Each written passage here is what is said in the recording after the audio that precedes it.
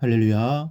사랑하는 대강의 가족 여러분, 오늘 하루도 하나님의 말씀과 동행하는 삶이 되길 소망합니다. 오늘 함께 나눌 하나님의 말씀은 다니엘 10장 1절에서 6절 말씀입니다. 바사왕 고레스 제3년에 한 일이 벨드사살이라 이름한 다니엘에게 나타났는데 그 일이 참되니 곧 큰 전쟁에 관한 것이라. 다니엘이 그 일을 분명히 알았고 그 환상을 깨달으니라. 그때 나 다니엘이 새 이레 동안을 슬퍼하며 새 이레가 차기까지 좋은 떡을 먹지 아니하며 고기와 포도주를 입에 대지 아니하며 또 기름을 바르지 아니하니라. 첫째 달 24일에 내가 hit데겔이라는 큰 강가에 있었는데 그때 내가 눈을 들어 바라본즉 한 사람이 세마포 옷을 입었고 허리에는 우바스 순금띠를 띠었더라. 또 그의 몸은 황옥 같고 그의 얼굴은 번갯빛 같고 그의 눈은 횃불 같고 그의 팔과 발은 빛난 녹과 같고 그의 말소리는 무리의 소리와 같더라. 아멘. 오늘 말씀은 바사왕 고레스 제3년을 배경으로 하고 있습니다. 고레스 3년이면 BC 536년입니다. 그렇다면 이스라엘 백성이 포로에서 해방된 이유임을 알 수 있습니다. 바사왕 고레스는 BC 537년에 칙령을 내려 역사적인 제1차 포로 기환이 이루어졌습니다. 그럼에도 불구하고 다니엘은 큰 슬픔에 잠겨 새 일에 즉 21일 동안 식음을 전폐하고 슬피 울며 기도를 드렸습니다. 2, 3절입니다. 그때 나 다니엘이 새 일의 동안을 슬퍼하며 새 일해가 차기까지 좋은 떡을 먹지 아니하며 고기와 포도주를 입에 대지 아니하며 또 기름을 바르지 아니하니라. 그렇다면 다니엘은 무슨 이유로 무엇 때문에 21일 동안 아무것도 먹지 않고 슬피 울면서 기도한 것일까요? 먼저는 세상에 미련을 버리지 못하는 백성들을 보았기 때문입니다. 고레스 칙령에 의해 제1차 포로 귀환이 이루어졌습니다. 그러나 포로 귀환 수는 5만여 명에 불과했습니다. 에스라 2장을 보면 온 회중의 합계가 42,360명이요. 그 외에 남종과 여종이 7,337명이요. 노래하는 남녀가 200명이요. 라고 했습니다.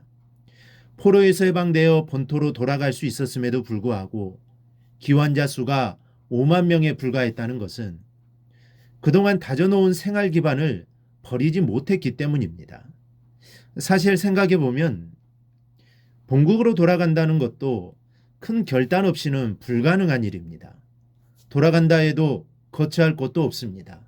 그렇다고 친척 있는 것도 아닙니다. 이미 70년 포로 생활을 했기 때문에 포로 1세대는 대부분 죽은 상태입니다. 귀환하는 사람은 포로 2세대들인데 이들이 정착했던 바벨론을 버리고 예루살렘으로 돌아간다는 것은 쉬운 일이 아니었습니다. 그러나 여호와의 성전을 위하여 이스라엘의 재건을 위해서는 생활 기반쯤은 버려야만 합니다. 그래서 불타버린 성전도 재건할 수 있고 그곳에서 하나님께 예배를 드릴 수 있을 것입니다. 여러분, 하나님의 영광을 위해서는 세상의 것을 버릴 수 있는 결단이 있어야만 합니다. 때로는 물질의 손해를 볼 각오도 있어야 하고 때로는 자존심의 손상을 입을 각오도 해야만 합니다. 그래야 주의 일을 잘 할 수 있고 전도도 할 수 있는 것입니다. 신앙생활을 하다 보면 마치 줄다리기처럼 양쪽에 잡아당길 때가 있습니다. 한쪽은 세상에서 잡아당기고 저쪽에서는 믿음의 양심이 나를 잡아당깁니다. 이럴 때 어떻게 해야겠습니까? 한쪽을 버려야 합니다. 한쪽을 버려야 한쪽을 가질 수 있는 것입니다. 여러분은 어느 쪽을 버리시겠습니까? 우리 모두 믿음의 양심을 따라 살아갈 수 있기를 바랍니다. 믿음의 양심을 선택하고 세상을 놓을 수 있는 믿음을 가질 수 있기를 바랍니다. 그럴 때 하나님의 은혜가 우리 삶 위에 풍성하게 임하게 될 것입니다. 둘째는 성전 재건을 시작했으나 난관에 부딪혀 버렸습니다. 오늘 다니엘이 슬퍼하며 21일 동안 금식 기도를 한 것은 본토로 귀환한 백성들이 불타버린 성전을 재건하려 했으나 사마리아인들의 방해로 중단되는 좌절을 맛보아야 했기 때문입니다.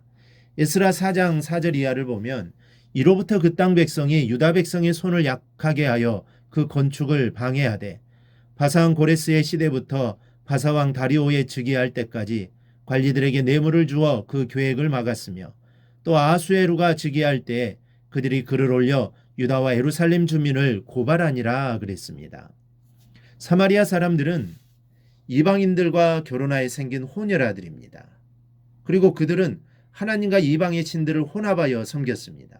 그래서 성전 건축에 동참하겠다는 이 사마리아인들의 제안을 거절했습니다. 그러자 사마리아인들은 성전 재건을 방해하고 심지어는 고소장을 제출하여 공사를 막고 있었던 겁니다.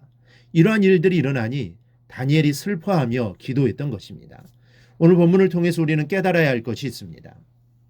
하나는 영적인 것을 위해서는 세상의 것을 버릴 수 있는 믿음이 있어야 한다는 겁니다. 그런데 이게 쉽지가 않습니다.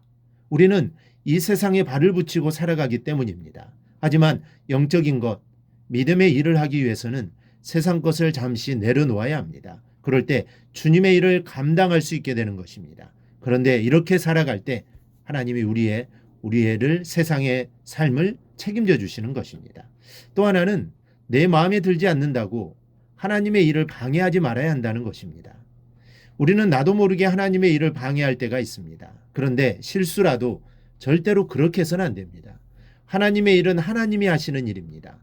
그 일에 방해하는 자를 하나님은 절대로 그대로 놔두지 않으십니다. 그러므로 우리는 하나님의 일을 방해하는 자가 되지 않도록 주의해야 할 것입니다. 그 대신 하나님의 나라와 그의 의를 먼저 구하는 삶을 살아야 합니다. 그러면 하나님이 우리의 삶을 반드시 책임져 주실 것입니다. 이러한 하나님의 은혜가 삶에 충만하게 임하기를 주님의 이름으로 축원합니다. 오늘 묵상한 말씀을 굳게 잡고 삶으로 실천하며 살아내는 대강의 모든 성도들이 되기를 축복합니다.